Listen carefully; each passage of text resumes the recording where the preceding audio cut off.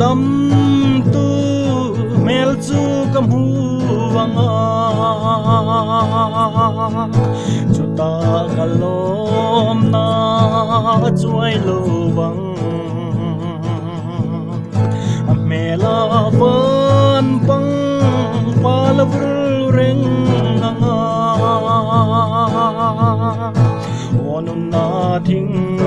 izar nuaya vanangel rual limin nan le o chuta kan la chol ve ang Israel tlang thiang lima chuan chu khopui moi thi la karum na chuan lungai buai na thi na thei ni sela lan na thi sen zara lung du te khovela ya no galo then to onun na thing izar nuaya vanangel rual limin nam le o chuta kan na chol ve ang Israel tlang thiang lima chuan ikal zelang o Zion fate kan sale na ram ro pui anai tae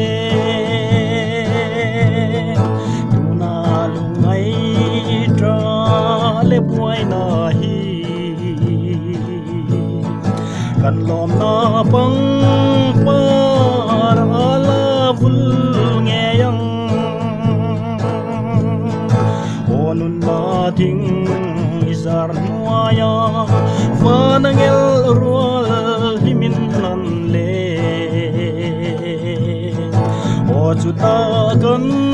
la chol ve ang Israel tlang thiang lima chuan ikal selang o Zion fate kan zale na ram ro pui anai tae tuna lungai tra le buai na hi kan lom na bang par ala vul nge yang onun na thing izar nuaya vanangel rual limin nan le o chuta kan la chol ve ang Israel tlang thiang lima chuan ti chuan khopui moi ka thlen hun chuan ka le na ram re